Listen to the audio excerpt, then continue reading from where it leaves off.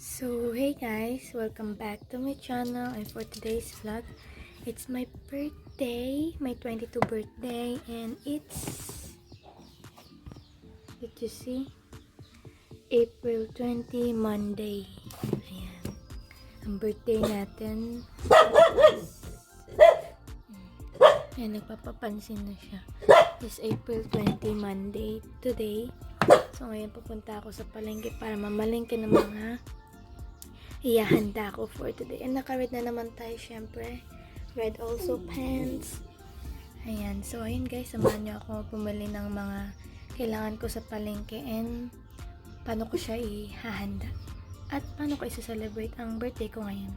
So, let's go na guys. Ayan guys, nasa labas na ako. So, ayan, pupunta na ako dito sa tricycle. Para po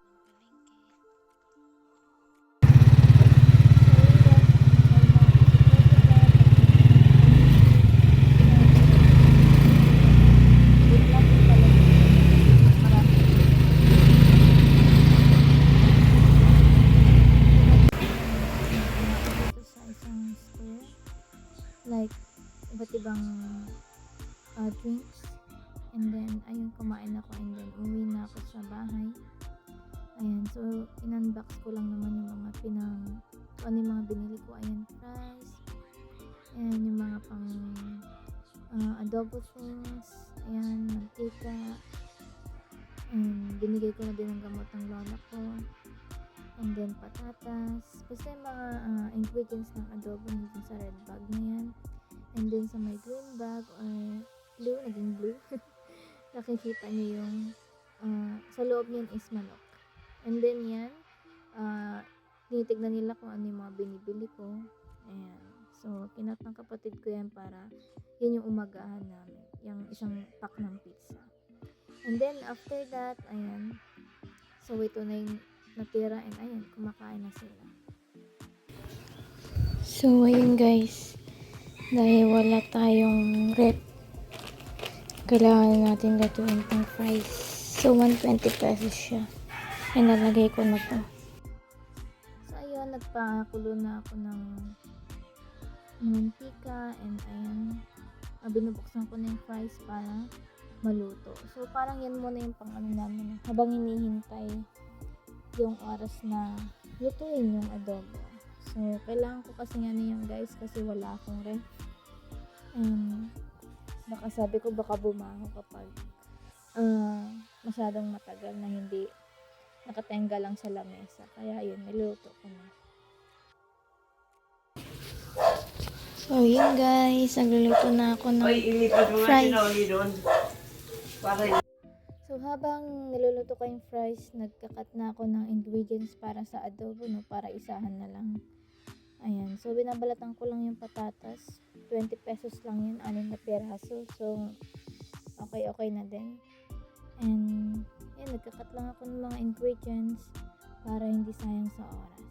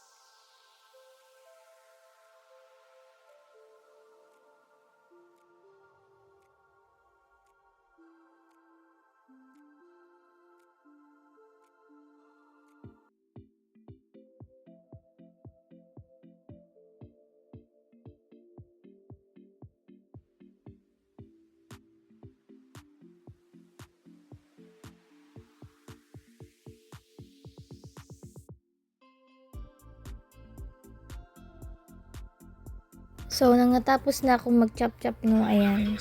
Kumakain na kami ng fries. And then, ayan, niluto ko na din yung chinap-chop ko na patatas. And while doing that, biglang tumawag yung mama ko kaya hindi ko na masyado na video yung process kasi tumawag siya sa phone ko. Basta yan. So, after a while, ayan, naluto na yung adobo. So, yan, sarap. And then, yan yung lunchtime namin. So, magsa-celebrate ako ng lunchtime. And then, ayan. So, ayan, bumili na kami ng malaking coke. And, tinignan ko na yung bubuksan ko na yung cake ko kasi hindi pa nila nakita. And then, ko na din yung pizza. Ayan. So, 520 pesos yung cake. Because last year ata, 490 yung parang braso daw tawag nila. Braso na cake. Ayan. So, ayan, binubuksan ko lang. And then, tada! Ayan ang aking birthday cake. So, pinalagyan ko siya ng kasi nung nakaraan, wala akong ganun. So, ayan, yun, nag-picture taking lang kami. Ayan, with myself, and with my grandma, and with also my brother. Ayan, so, ayan, picture lang, bago kainin ang cake. Ayan, tinikman ko pa yan. Kasi first time ko matikman ng ube na cake, na bili ko. Kasi yung iba, naitikman ko lang sa, sa bigay-bigay. Pero ngayon, nakabili din ako ng akin. So, ayan, picture lang kami dyan. Ayan. So, inayos na ng kapatid ko yung camera kasi hindi sakto sa amin, hindi gitna. So, ayan. Picture na kami and na-blow ko na din pala yung ko dyan, no? Yung cake. So, ayan. So, ayan. Picture lang and then ayan, pagkatapos na kakain na kami. So, ayan, kung na-curious kayo kung paano kayo blow yung candle, ayan, nakalimutan ko lang i-add. Ayan, so, ganyan ko siya i-blow. Ayan, medyo, ayan. So, medyo, medyo mabagal ako mag-blow para madaming take pictures. So, ayan yung cake ko, ube, and ayan, slice ko na siya. And then, nakalagay, happy birthday, Honey Joy. Ayan, so, ayan, in-slice ko na siya para ipabigay ko din sa tito at tita ko. Yan, hindi ko alam mag-slice kaya kung ano-ano na lang ginagawa ko. Kakainin din naman. Ayan. So, with this one, candle, na medyo bali. Ewan ko kung bakit. Ayan, so ayan, kumakain na ako dito and nagustuhan ko siya. So, next year again guys, susunod ulit na vlog about my 23 birthday. So, hello 22!